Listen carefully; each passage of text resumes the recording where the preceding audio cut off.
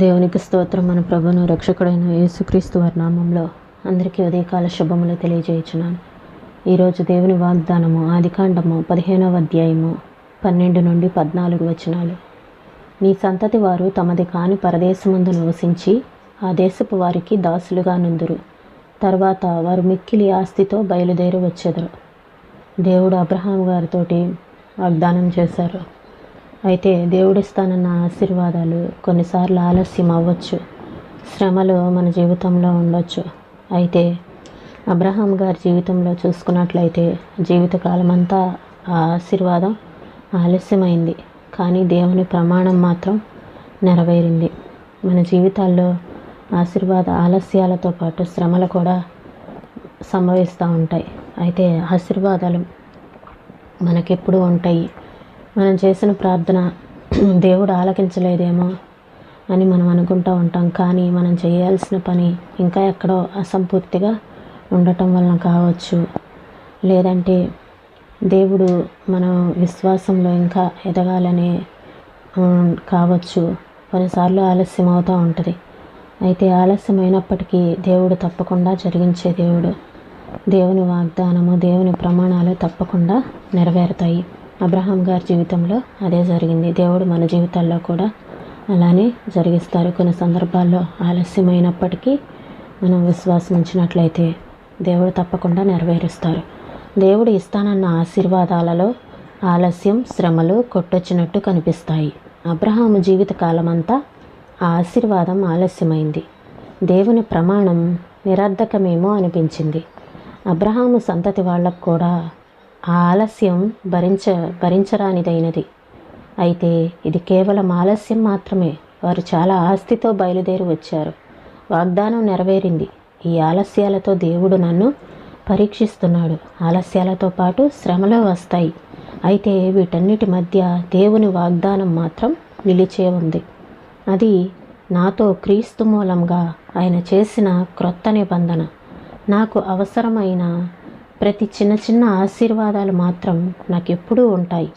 ఆలస్యం, శ్రమ ఈ వాగ్దానంలోని భాగాలే. వాటి కోసం ఈ రోజున ఆయన్ను స్తుతిస్తాను. దేవుని గురించి కనిపెడతాను. ధైర్యంతో ఉంటాను. ఆయనే నన్ను బలపరుస్తాడు.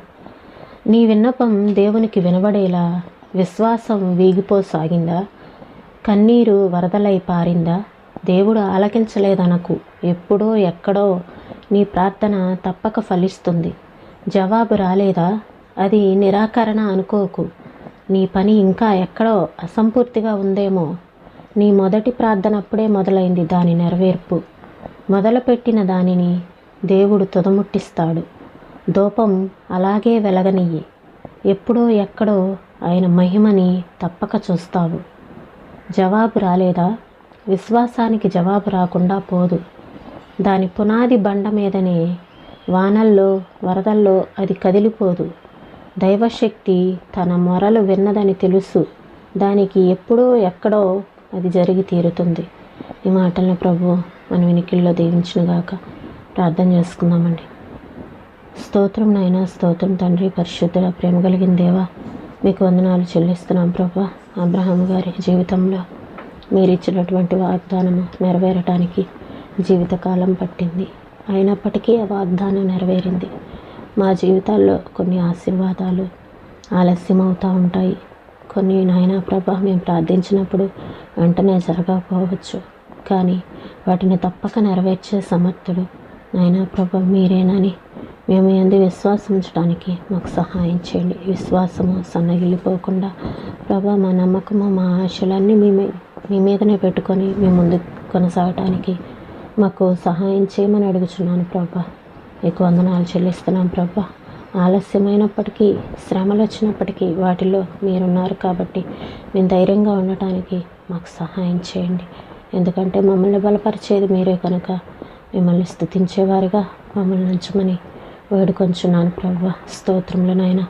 మాకు జవాబు రాలేదని, నిరాకరణకు గురయ్యామని మేము అనుకోకుండా మా పని ఇంకా ఎక్కడో అసంపూర్తిగా ఉందని మేము గ్రహించడానికి మాకు సహాయం చేయండి. కొన్నిసార్లు మేము చేయవలసింది అసంపూర్ణంగా ఉన్నప్పుడు అది నెరవేరకపోవచ్చు, కానీ తప్పకుండా దానిని జరిగించే దేవుడు కనుక ధూపం అలాగే వెలగనిచ్చేవారిగా మిమ్మల్ని ఉంచమని వేడుకొంచున్నాను ప్రభా. సహాయం చేయండి. ఈ ఉదయకాల సమయంలో ప్రతి ఒక్కరికి మీ కృపనిచ్చి నడిపించండి ప్రభా. అయ్యా, శ్రమల్లో మీరున్నారనే ధైర్యం మాకు చాలు ప్రభా.